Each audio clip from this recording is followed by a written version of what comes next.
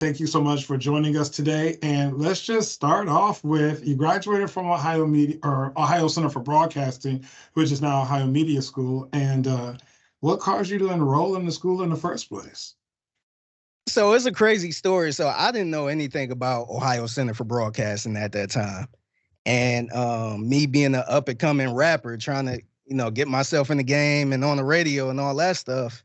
Somebody told me to go to Ohio Center for Broadcasting, try to get in so I could get an internship at Radio One, which is Z1079 in Cleveland.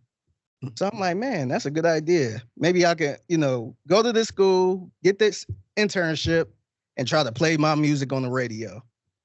And little did I know, once I go to Ohio Center for Broadcasting, that it's a whole new world of media that I didn't even know about. Because, I used to listen to radio a lot, but I never thought I can work in radio. I thought that was like for super professional people that was kind of born with this talent. And so I attended Ohio Center for Broadcasting and seen a whole different side of what I could potentially do. So I kind of forgot about the whole music thing. I'm just like, wow, I can make a career working in radio. So that kind of got me going a little bit. So just learning all the insides of radio kind of motivated me. So was radio the thing? Because, you were doing television, you were doing radio, you were learning social media and digital analytics. So what was it about radio that just really started to pop off for you and really you started to realize like that's the direction you wanted to go? So to be honest, just so when I started at OCB at the time, I don't know, I just felt like I never knew I can do something that cool for a career. Because to be honest with you, I was working a regular job and I wasn't making that much money. I didn't have any career goals. I didn't graduate high school. So like my family history, like my mom didn't graduate high school. She got her diploma at the age of 40. My dad never graduated. My sisters never graduated. So I never really had a plan in life. So when I went to Ohio Center for Broadcasting, I wasn't into the social media stuff. I was, as just joking around on there and stuff, but I realized that the stuff I do as far as like my music and record myself and stuff like that, I could actually get paid to do that for a radio station. So I'm like, wow, like it's kind of, I feel like it's a little better doing it for a radio station, getting paid for it, instead of me being this aspired rapper that's doing it for free or recording other people for free. So I felt like that was a more safer route because a lot of people ain't gonna make it as a rapper. I hate to say it like that, but it's a lot of jobs in radio at that time that I can actually have a real job, but working and doing something fun. So that was the one thing that really inspired me because like I said, I didn't have a career. I didn't know what I wanted to do, but the only thing I knew was I love music. So once I'm with the OCB, that really inspired me that I can work in radio doing something. It might not be on air, but I can work behind the scenes. I can edit audio and stuff like that. And that's been my main focus since. So did you ever get that internship? Did you ever start working at a radio station? So it's funny you said that because I eventually got that I eventually got an internship with CBS Radio at the time, and I'm still here. It's now Audacy, but I never got that internship with Radio One, man. And I tried hard. It's funny you brought that up because that was the first internship I tried to get when I was going to school. And for some reason, they would just put me through hoops. They was just like, "Hey, we need a background check." So I went to try to do the background check. I kept going up there, sitting in the office, waiting on a word back, and they're like, "Oh, we didn't get anything back yet. We'll let you know." And so they would just put me on through hoops. And you work at Ohio Media School, so it's a time limit on when you need to get that internship. Yes. So Yeah. I was pretty much the last person in my class trying to get an internship. So some of the teachers like, hey, you got to find something, man. Look down this list and try to get something so you can get these hours up. And so my very first internship was at the Cleveland Museum of Arts. Okay. So side note about that, I did not like it. So it was it was the total opposite of what I wanted to do. So I wanted to be in radio. I was a fan of music and all that stuff. And the Museum of Arts was not that. What But did you do at the Museum of Arts? so they had some stuff they wanted us to do, like with video editing. Okay. But honestly, I was there for like a week and I was doing a lot of sitting around, just twirling my fingers and just helping people with certain stuff. It was not interesting to me at all. Now, I think it was a very good internship if you're into that type of stuff, but I ain't like going to the art museum as a kid on a field trip. So I definitely didn't like working there. So I ended up talking to one of my classmates who was doing an internship with CBS Radio. I'm like, hey, do they got any more spots over there or something? I gave up on Radio One. I'm like, man, they take it too long, so I need something else. And he like, yeah, I talked to one of the promotion coordinators. So that quick, like in a snap of a finger, I had an interview. I did the interview and I started the next day. So I'm like, man, maybe that was my calling the whole time. Maybe I should have went to CBS Radio to give it a shot. So yeah, so I've been at CBS Radio since. I've been employed there since. Fantastic. So how important would you say networking is to a professional in general? And a tag to that would be, how much would you say networking has impacted your own career growth? I think networking is very important, man. And to be honest with you, I really don't like the term networking because it kind of sometimes it could get a little tricky because I think a lot of people don't really know how to network as much. Yeah. But I do think it's very important to build relationships. Like no matter what it is, man. It's all type of people around here. The best thing to do is talk to them, man. Speak to them, even if they don't have anything to do with what you do. It's good to just talk to people, ask them how their day are, ask them, just get to know people because you never know when you'll work with somebody like that. Because me, even when I was an intern and just working part-time there, I would always talk to salespeople. I would talk to engineers. I would talk to producers. I was talking to everybody where everyone knew who Figgy was. And that helped me in the long run because once I moved down to Houston, or when I was getting ready to move down to Houston, they put in a good word for me down here where it was an easy transition. So it wasn't hard. I mean, it wasn't like a little side-eye thing of trying to hire some guy from Cleveland.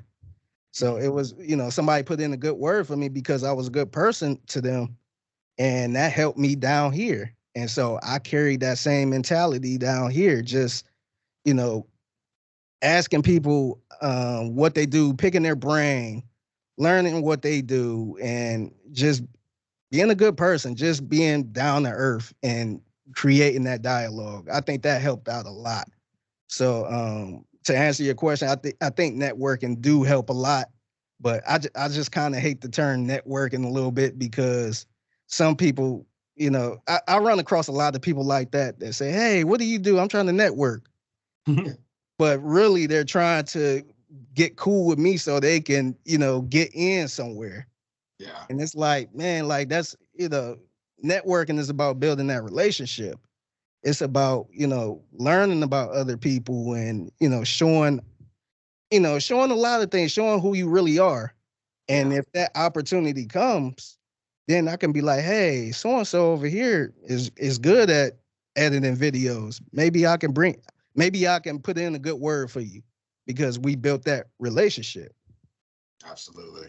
Absolutely. And it's funny that you say it because a lot of times I kind of cringe when they talk about networking events, just because networking can be code for single person looking to date another successful single person.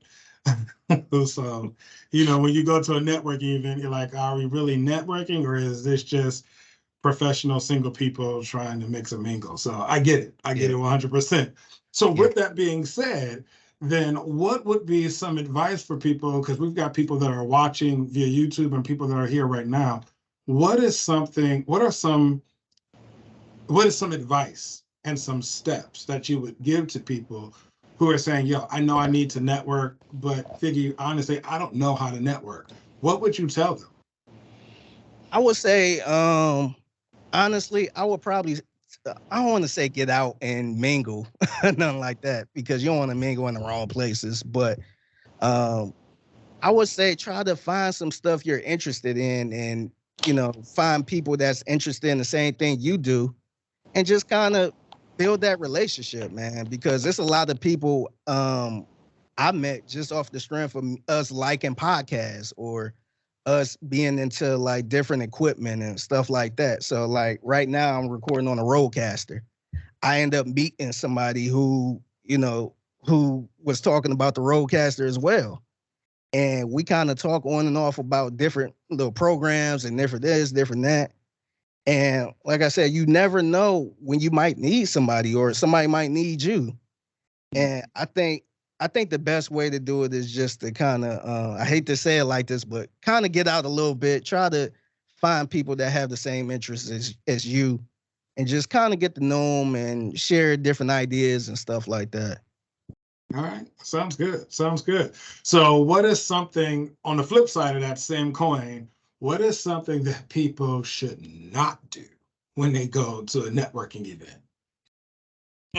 Some things people should not do. I will probably say one thing that kind of ticked me off a little bit is people that you really don't know go to you like, hey, I like what you do. Da, da, da, da.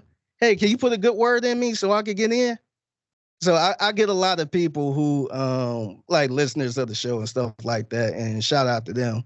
But a lot of them hit me up and said, "Hey, I've been trying to work there. Can you put a good word in for me?" It's like, bro, I don't really know you, man. Mm-hmm. And like I don't want to be mean, but sometimes, you might put in a good word for somebody and they get hired and they're an awful worker, and that comes back on me. The first thing somebody gonna say is, "Oh, Figgy Fig recommended him." Mm-hmm. So, I don't want to be mean, but sometimes that's, I'm going to keep saying build that relationship probably all night. But that's it. That's when it's good to build that relationship and, us get to know each other a little bit. And then when that time comes, then I can be like, hey, Joe over here, he's a good worker. He's an honest person. He's this, he's that. Maybe we can bring him on, or somebody else might have a job opening. And I'm saying, hey, I got the perfect person for that. Joe over here, he can, he's looking to get into that. Okay. So, so I think the wrong thing to do is, somebody you really don't know like that, to try to have them get you on board. Yeah. So I'm going to pivot. I'm going to deviate from the questions real quick because I just have to ask the question. And I'm sure everybody has already kind of got this question in their mind. Where in the world did the nickname Figgy Fig come from? Your name is Edward, and you get called Figgy Fig. So, and I think in my mind, coming back to America, when it says his mama called him Cassius, and I'm gonna call him Cassius. But how'd you get the nickname Figgy Fig? So earlier I told you how I used to be a rapper. That's the reason I joined Ohio Media School, is because I was a rapper and I was trying to get my music on the radio. Mm-hmm. And my rap name was Jose Figueroa. So I don't know. That was the rap name? That was the rap name. How did you come up with Jose? Well, okay, tell us about. Yeah. So I can't. So this was back. I want to say during the 2000s. This was probably like 2007, 2008, around there. And it was a trend in the rap game of people naming themselves after like famous drug dealers. So like you had like Frank Lucas, you had Bumpy Johnson, and people like that. So I completely made this name up. So I came up with Jose Figueroa, and I just rolled with that. And so it wasn't until like I want to say 2013, 2014 when I started rolling around with this crew in Cleveland, and they started calling me Figueroa for short. So they was like, "Hey, you should just go by Figueroa." And so that shortened it up to Fig. They started calling me Fig for short after a while. So hey Fig, hey, what's up Fig? What's up Fig? And some people start calling me Figgy, which I hated. I hated. I'm like, don't call because Figgy to me, Figgy was too close to Fergie. And so, Okay. I'm like, don't call me Figgy. And the ladies start calling me Figgy. It started catching on. It caught on like wildfire. And so that ended up being my name. So when I moved down to Houston, people was calling me Figgy too because of my rap background. And then it was one host who started calling me Figgy Fig. I don't know why he started calling me Figgy Fig, but that pretty much stuck to everybody here. So I had to roll with it. Okay. Okay. Yeah, so I didn't make up that name myself. I originally didn't like the name Figgy, but it just stuck like wildfire. So I just rolled with it. Okay. Okay.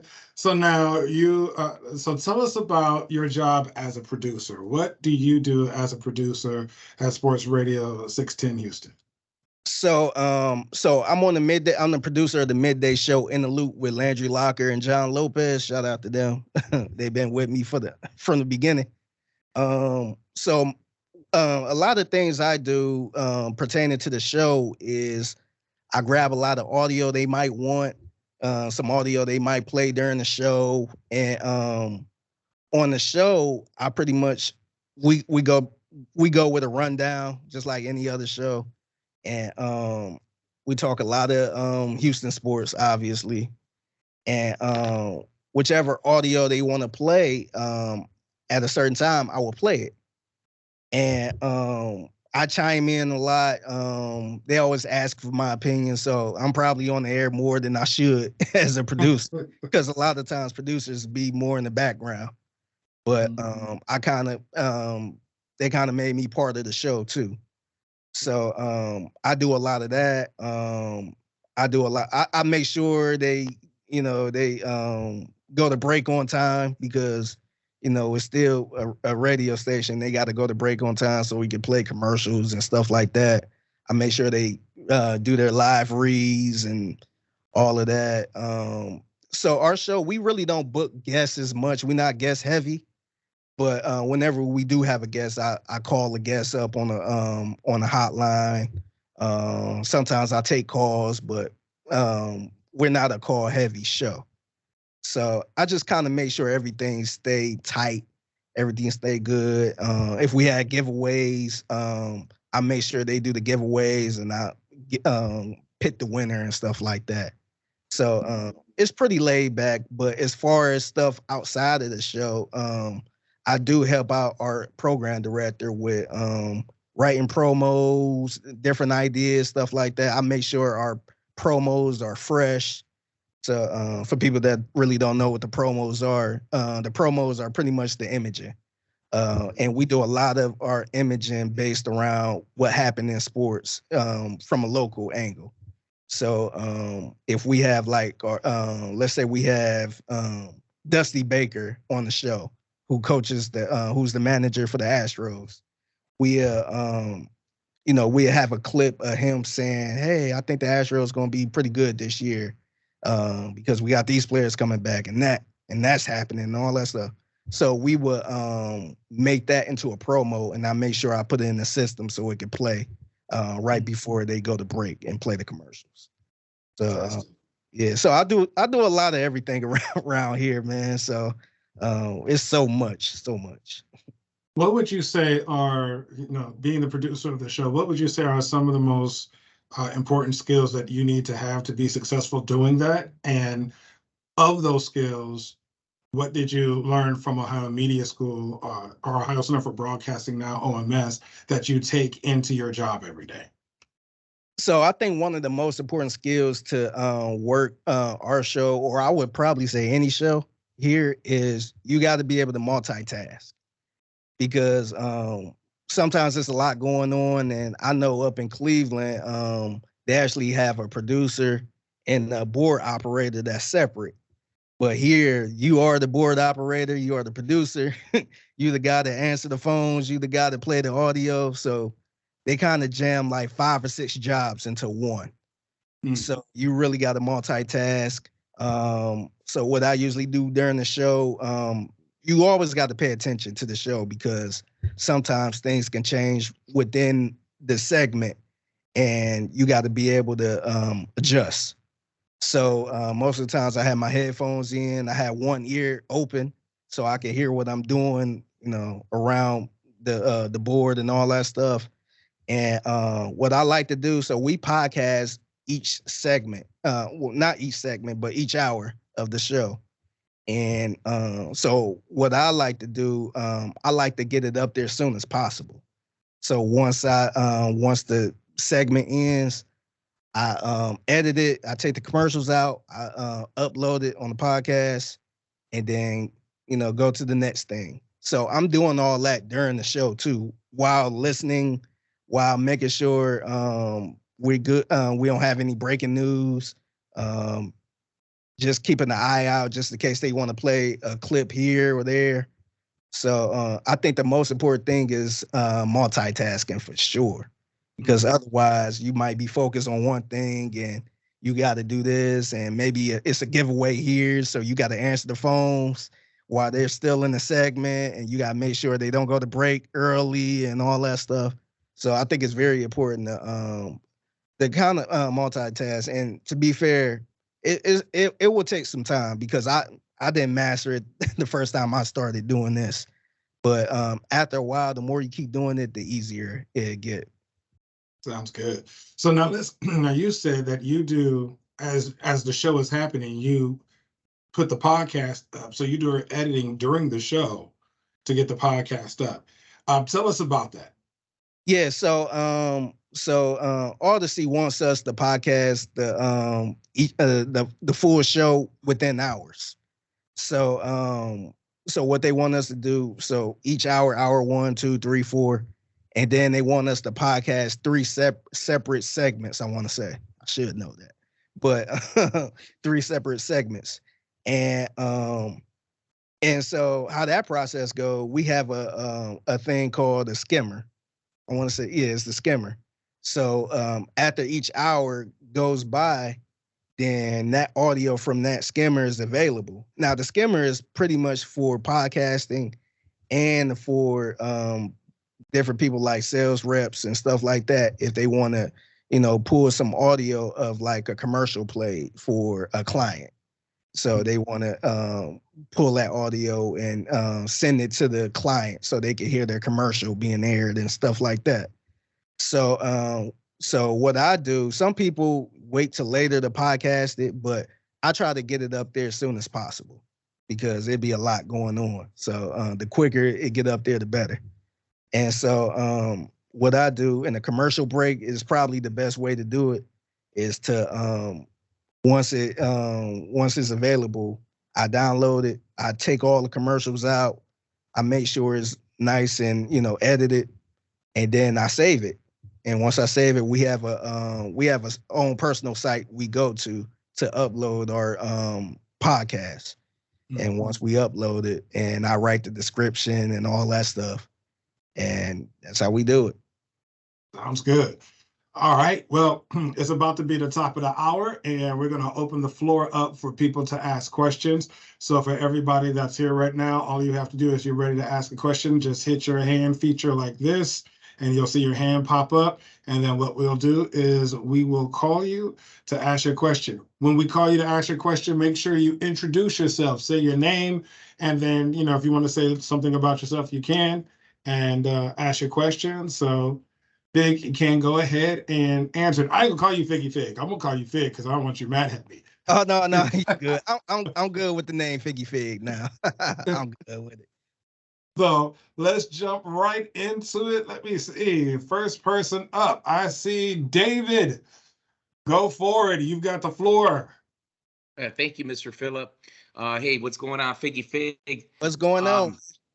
God bless, God bless. I'm a rap artist from South Side of Chicago, also known as the World Prophet. And my music's being played right now on Power 92, 92.3, which is an iHeart radio station. It's being streamed in probably several few internet online platforms as well. And it's being streamed in over 100 countries and downloaded. But the problem is, I see that Chicago is very political, and they basically hand and choose pick who they want to play on the main radio stations. I am being played on Power 92, which is a big radio station. But can you fill me in on how I can go about not only hitting up Chicago as the third biggest market and hitting up all the radio stations, get my music being on a constant rotation, but also being launched in Houston and LA and New York, and be able to cover, majority of the country? Because finally, out of like 10,000 people, 10,000 people say they love my music. Okay. Let me ask you this real quick. Why do you feel like your music need to be on actual radio stations in rotation? Because I still believe that it's old school. I understand. Good question. Thank you, Figgy Fig. But you want to be at those radio stations, because not only is your music being played, but now you're going to be interviewed in those stations, and word of mouth is going to go around. People still listen to these radio stations. So I really want to get my name out there. Okay. No, I got you.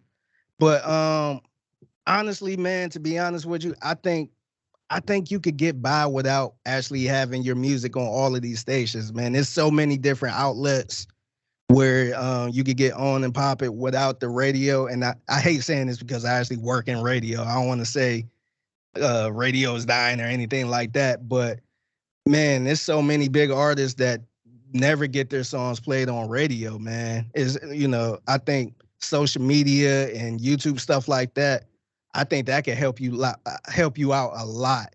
And I'm not sure exactly what you're doing as far as like trying to get on the radio stations and stuff, but I think you definitely should hit up like social media and stuff like that a little more than focusing on like these big market radio stations. Because I think if you get it on and popping via social media, YouTube and all that stuff, I think it would get to a point where radio stations like the big radio stations like that will have no choice but to play you at some point. So I don't think it's no really way to try to get your music on radio right now as far as like the big stations. I think it could be a little political too. But I think the best way to go about it is to just try to hit up social media a little more, just make a presence there. Because a lot of the times, man, you probably know this, but you notice how a lot of people that's got a bigger presence on social media and just kind of popular, how they get more to shine, and it's not even about the talent. It's more about them just being popular and having a presence.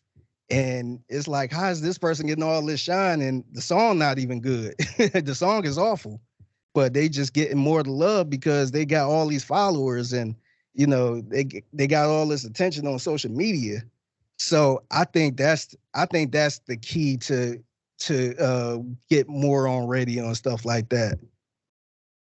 Thank you so much, Figgy Fig. One last thing, can you how can we get a hold of you? Email? You have an email address that you could drop on the meeting chat?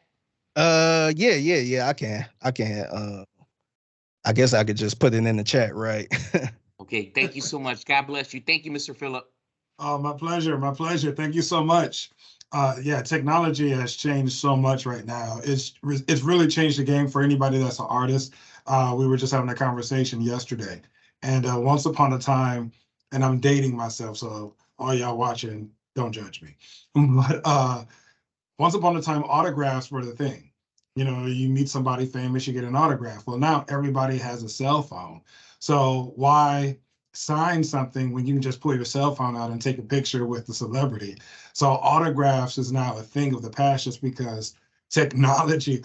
Linda is cracking up right now. She was like, yeah, I have autographs. Yes, I'm sure. Like I got Michael Jackson to sign sign his Michael Jackson Thriller jacket. And now, like, why do that when I could just take a picture with somebody famous? So technology has changed a lot. So listen to what Figgy is telling you guys, because the traditional way of getting your music out there or making yourself known in social media has significantly changed.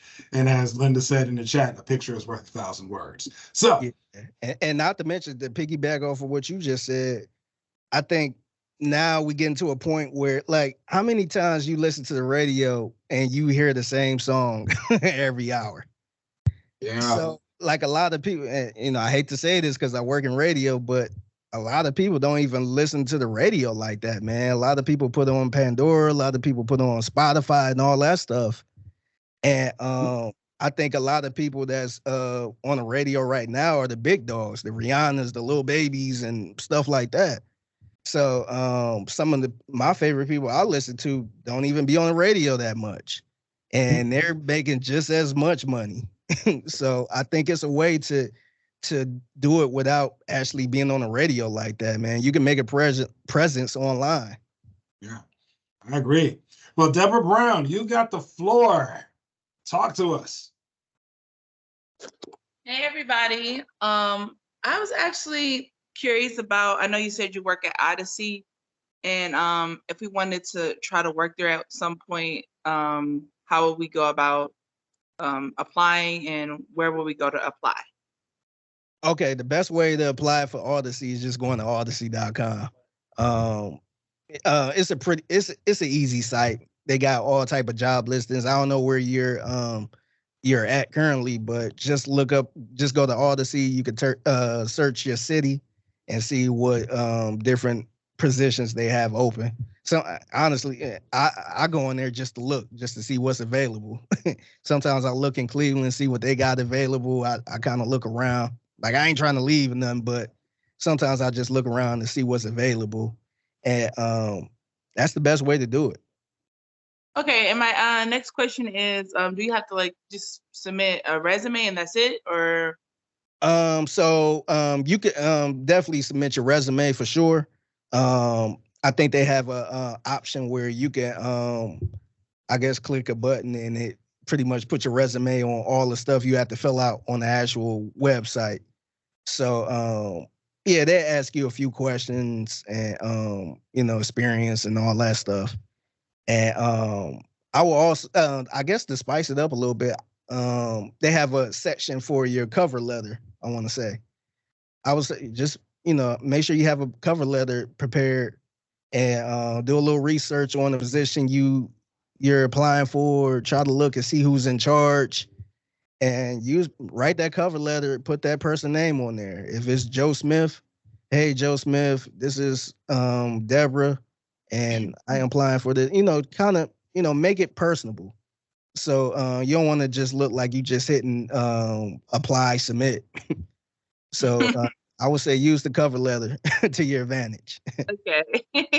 Thank you.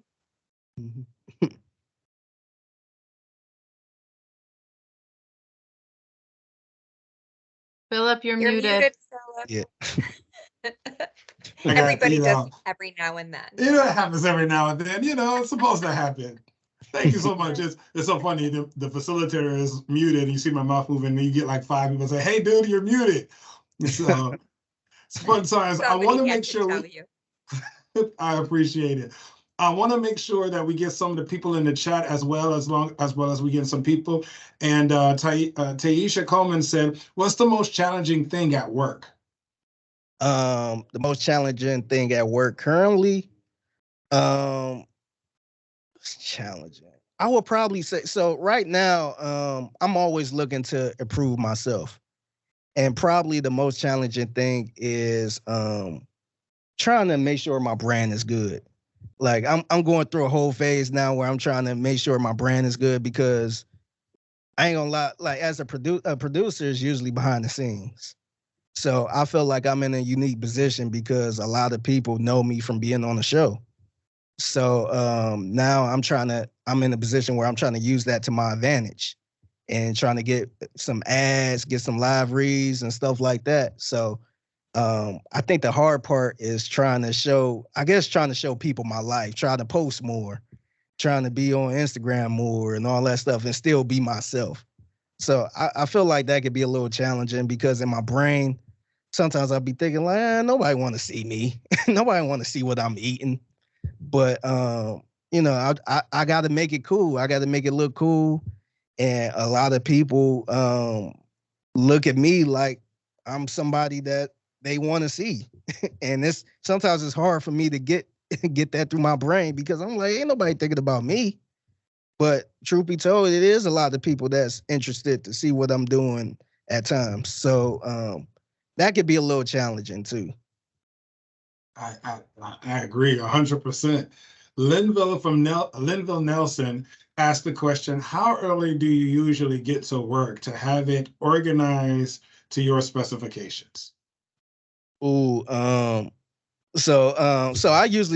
me personally, I usually get to work kind of early. I get to work around 7 and the show started at 10, but I get here early to work on some other things that's not part of the show, some other things throughout the stations. And at 8 o'clock, I go to the gym. We have a gym downstairs in our building. So I go to the gym, work out. I come back up here around 9:15, and then I finish up some work that I needed to do. But for anybody, a producer, I would probably say get there maybe an hour before the show to make sure you're connected with the host and talk to them, show prep a little bit to see what they want and what type of audio they want. Because sometimes, you could be on 2 different pages. Sometimes they'll send you a link and say, hey, I want this audio. And you go to that link and there's no audio. So you got to make sure you're there a little early to make sure y'all got everything together. So I like to get to places early I'd rather be safe than sorry. So if you feel like an hour is okay for you to get audio and get everything together, get there an hour before. If you feel like you got everything together already and you just need 30 minutes, get there 30 minutes, but just make sure you give yourself some breathing room because sometimes stuff can just go down the drain. Sometimes like I like to get there a little early too whenever the guys are on remote. And sometimes the remote can go, the signal can crash, anything. And you just got to be there. You got to be ready, be prepared just in case. But I would say get there an hour before so that way you can give yourself time to think and all that. Sounds good. All right. Mo Awad, you have the floor. Go for it.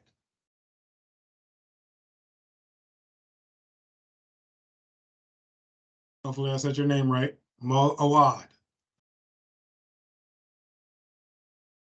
Mic working? All right, we're going to come back to you. Greedy, you got the floor. Mic working? Yes, sir. How you doing today, Figgy Fig? Hey, pretty good. How you doing? Doing all right. So I go by Greedy. It's like the childhood nickname from my grandma. But my real name is Josiah Crenshaw. I graduated in February in Cleveland. Okay. My question for you today is, what was it like transitioning from a normal job to a career? Honestly, it was really good because so a little backstory. I used to work at a company taking care of like disabled adults and children. So it was more in the healthcare field. And working in the healthcare field can be a lot. It could be a lot. So I did that for like 10 years. And I worked at Shaker Heights High School. Shout out to Shaker Heights High School. I worked up there for 2 years. So it was an easy transition because I knew radio is something I wanted to do. And even now, man, I don't really take it for granted because sometimes you get people complaining a lot, saying, hey, I'm tired of this. Why we got to do that? Why you gotta do that? But, man, there's no labor at all, man. You literally up here, cutting up audio, which is cool because I used to do that when I used to record people in studios. So I used to do that for free. and you get to talk sports, man. like we all talk sports for free. So just imagine getting paid to do that, and just the interaction, and being at a job you love going to, because I always went to a job that I didn't really care for. And it can kind of get depressing going to a job you don't care for. And yeah, so it was a pretty easy transition, man. It's something I really enjoy. All right. Thank you so much, Greedy. All right. I'm going to throw this over to Paul Douglas. He asked the question in the chat: what is your secret to editing live for a podcast while producing a live show, along with being aware of time management in giveaways, sweepers, commercials, etc.? Do you feel it can be overwhelming? What's your secret sauce to editing live? That's my remix. Okay. The secret sauce you got to be quick, just being fast. And I kind of look at the wave files. I don't want to get too nerdy on y'all, but looking at the wave files, you could tell where the commercial break starts and where the commercial break ends. So I could see it right there, and I could just click my mouse right there and then zoom in, and I hit the little M for mark, and then I could double click and take that commercial break out. So that's kind of the secret, but a lot of people kind of go a little slow whenever they edit it. But it takes time, man. I was a slow editor at one point too, but the more you keep doing it, the more repetition you have, the easier it gets. So I would say the secret is, I guess, just looking at the wave files, kind of seeing where that commercial break starts, and then just go right there and mark it, go to the other side, mark it, double click and delete. So if you kind of move fast like that, man, you'll be podcasting super fast, especially during the live show. Now, it's some times where a lot be going on during the show. They might have a lot of audio where I can't really do it. So the main thing I would say is just focus on the show, because at the end of the day, man, like, the podcast can wait, but you got to make sure the show is going smooth. Everything's going smooth with the show. So, yeah, man, it been times where I had to podcast the show after the show, because, you might have interviews and, stuff is going on where I can't really do it. But, yeah, man, that's the secret. And I would piggyback off of that. You said it when you were answering it. The more you get your reps in, we used to say this all the time: get your reps in, because the more you do it, the more efficient you become. You start to know your shortcuts. Instead of clicking with your mouse, the shortcut on the keypad, or I don't say keypad, the keyboard, and get your reps in. You become much more efficient. So definitely piggyback on that. Yeah, and it's a little hard too, especially if you don't have like if you're not doing one show like that entire time, because at one point I was part-time, and one day I would do the morning show, and then the next day I would do the night show, and then I have to be back for the morning show, and then it might be 2 or 3 weeks where I don't work at all. And then they hit me up 3 weeks later, said, "Hey, can you come in a couple hours?" And I'll come in, and it's like I'm rusty. And I might not know how this show is ran, so I might be screwing up a little bit, but it's all about repetition, man. Like, the more reps you get, the better you'll get. Absolutely. All right, Dawn, you got the floor. Talk to us.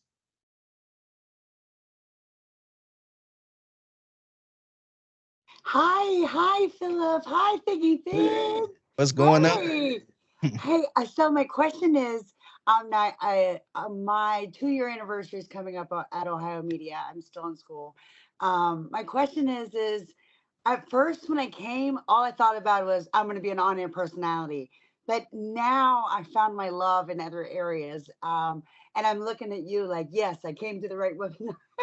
Because I'm like, producing and being behind the scenes, that sounds more like where I should be, being my age and all that. But so how long was you an on-air personality before you got to transition?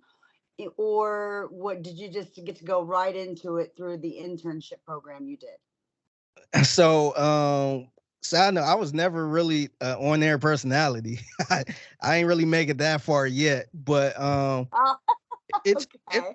it took a long time. So I started started at Ohio Media School. I want to say 2011 to 2012, and I got an internship as on a street team. And I pretty much stayed on the street team all the way up until I moved to Houston. So that was from 2012 to 2016. And even when I moved to Houston, I was still on the street team. So I ain't gonna lie to you, it was a little frustrating because I've been trying to get my foot in the door of production and all that stuff. And, it didn't really work out. And I think it was all because of, God's planning. Maybe he had something bigger in store for me.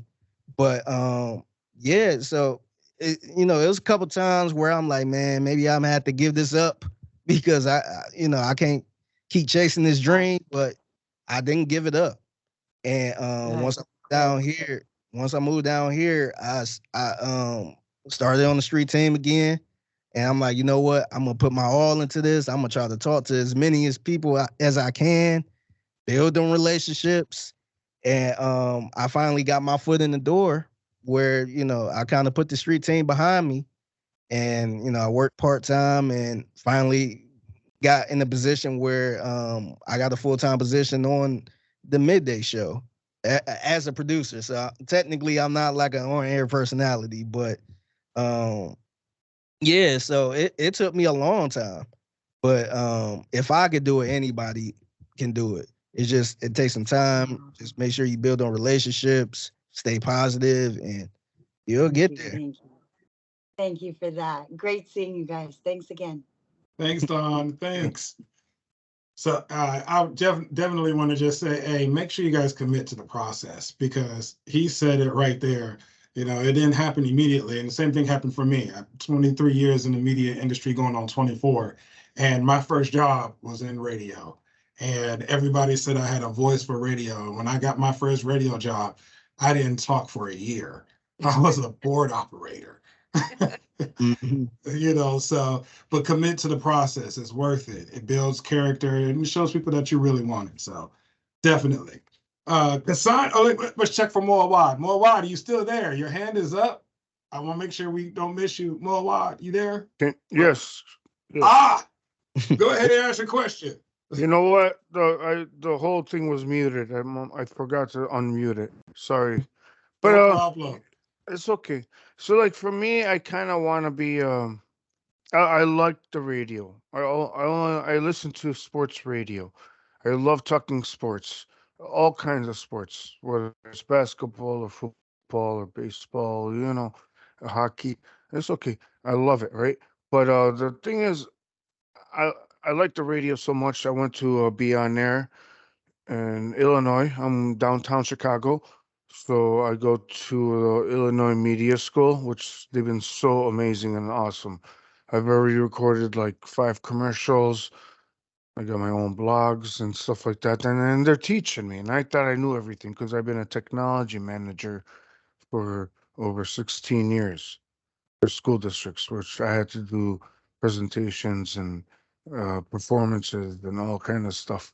But what I'm going to ask you is, I think I fell in love being an executive producer versus because it's very hard to sit there and be a host like you're set. There's not that many seats allowed, but producers, they're all over the place. And I don't care if it's ESPN, NBC Sports. You think I should go to that route? Because I think that's what I'm moving to. I think that's a good place to start. Because, like I said, all you need is that foot in the door. Once you get your foot in the door, you learn that part, then you can eventually, you never know, it might be an opportunity where you could move into the chair and be the guy that talks. And I know a lot of producers who started as a producer and end up now being a host. That a lot of your favorite hosts probably started as a producer at some point. So that's a foot in the door to learn that side of the programming, and then eventually when your time comes, then you can fill in and be a host. But yeah, man, I think that's a great route, man. And the good thing about it is it don't even have to be just radio, man. You could be a producer of a YouTube series, a podcast. There's so many avenues now that you can go to without going to a radio station. Because when I was in broadcasting school, almost 13 or 11 years ago, I think. It wasn't a lot of places like that. I think YouTube was around, but it wasn't really that popping like that. Like the podcast wasn't on fire like how it is now. So it's so many different platforms you could go to. You can, you got Barstool. I'm sure you know Barstool Sports. It's, they're not even like a radio station. It's strictly digital, and you can do stuff like that. And I think that's a good way to go, man. That's a good way to start. So, like you said, get your foot in the door. I think I got my leg in the door because everybody knows me at that radio station. They know who I am because I got a popular name, Mo from Frankfurt, and so so basically they're the ones that told me to go to Be On Air, and so I'm trying to work in and get myself in there. But I was asking, my question was, should I go through Karma or should I go through ESPN? Like, I know I Karma answered owns that one in the ESPN. chat. Oh, did Yeah. you? I'm not. Yeah, no, it's reading it. okay. It's Good Karma Brands. The link is right in the chat for you. Oh, that's awesome. Cool. Thank you. Mhm. All right, Thanks, guys. Mo. Well, All right, let's go and we've got about 5 minutes left, which means we've got 5 minutes left for the forum, which means we got 3 minutes. So let's wrap up these questions. We got 3 left, and then we're gonna let Fig give his last bit of advice. So Kasani, you got the floor. Thanks for pronouncing that right. Nobody ever gets it. So I hooked thank on you. phonics work for me. Thank you. Figgy Fig, thanks for your time, coming to the forum and everything. So again, my name is Kasani. I go by KB. I'm currently in the Cleveland school right now, doing my thing. But my question more so is, I'm a female, obviously, right? So coming into this field is like, of course, it's predominantly male, but we're on the rise. So I want to be self-sufficient as far as like producing, editing, everything, my own podcast. So do you work closely with women to see some adversities that they may go through, or do you have some advice on some that I may face? Yeah. So are you trying to get into sports or just music or? I kind of touch on everything. So I have like a amateur podcast going on right now that I do have a male co-host. So we kind of do like the female male perspective on things. So he kind of touches more on sports. I kind of touch more on like, current events, gossip type stuff. So I kind of want to be able to dibble and dabble in a little bit of everything, give myself that chameleon layer. So. Okay. I will say this. It's a lot of females that's producers around here as well. And you definitely have I would probably say as long as you could do a good job, I think you'll be fine. Because people don't really discriminate around here when it comes to like a woman producer or anything like that. But I will say this: if you want to do sports, you kind of got to know a little something about sports, Right? Because it won't be entertaining for you if you want to be a sports producer, because there's gonna be a lot of stuff you have to pay attention to. It might not grab your interest, and that's for anybody. Even if you're a guy, if you're not really a fan of sports, it might be a long shift for you because you're gonna have to sit there and listen to people talk sports for 2, 3, 4 hours. Yeah. So yeah, but you could definitely get in there. I know a lot of women who was working in this building, and they started off as a producer, actually started on the street team with me, and then ended up moving up being a producer. And now it's a young lady who actually went on to another station. Now she's the producer for a morning show for a pop station. So it's definitely in here. It's definitely room for the ladies for sure. One of our top 40 stations here, It's an all women show. It's a lady by the name of Sarah Pepper. She's a host, and her co-host is Jesse Watt. And so, you know, it's definitely room. It's definitely room for sure, and it's possible. Thank you. I appreciate it. No problem. Keep going. Keep going. Absolutely. All right. Right now it is 7:29. So we've got a couple more people here. So this is what we're going to do is to speed this up because we still want to get Fig's last bit of advice. We're going to just say, when you call you, ask your question, and then let Fig go ahead and answer it. We're going to do this in 30 seconds. You welcome, Kasani. All right, Deborah, you got the floor. Go for it. So my next question is, I know you mentioned that you use Waveform. How much of the software do you use that we use at Ohio Media School, like that you still use? At Ohio Media School, when I was there, we were using Cool Edit. I don't know if that's still around. That's the old version of Adobe Audition. It's the old version. Pretty much. So we was using that. But now my favorite go-to to edit basic audio is what is it? What am I? Oh, SoundForge. Sony SoundForge. So it's easy, it's simple to use, and it's easy to use whenever I'm running the show because I can pull up different audio clips and play them whenever I want to play them. Fantastic. Thank you so much. Charles, you got 5 seconds to ask your question. Go for it. Yeah, how you doing, Fig? I go by the name of Charlie O. I was just wondering, how hard is the transition from city to city? I know if you have your core values as far as practicing and just putting forth your biggest effort and networking and everything or building relationships. Outside of that, how hard is the transition from Cleveland to Houston? I think the toughest part of the transition was being there in Cleveland, being a Browns, Cavs, Guardians fan, and coming down here. And now I'm like, man, I got to be a Texans fan. And so that was probably the hardest part. But I looked at it as a fresh start because I felt like I reached my ceiling in Cleveland because I couldn't really get where I wanted to get. And so when I moved to Houston, I felt like I was at I felt like I started fresh. So meeting different people in the city, telling people I'm from Cleveland. And that kind of helped me out a little bit because they're like, oh, you from out of town? For some reason, people in Texas, they feel good when they see somebody from out of town and they kind of take you under their wing. So, yeah, so that part was very easy. It was easy to just get out and meet different people from that point. But yeah, I had to kind of leave my sports teams in Cleveland a little bit. So now I'm more of a Texans fan now. All right. Thank you so much. Last question. John Robinson, you got it. You've got 7 seconds to ask your question. I'm going to try to say this as fast as possible. 7 seconds.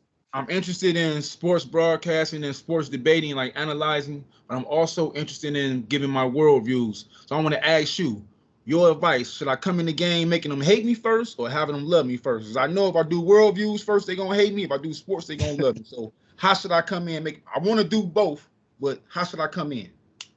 Man, I don't know. I'm a lover.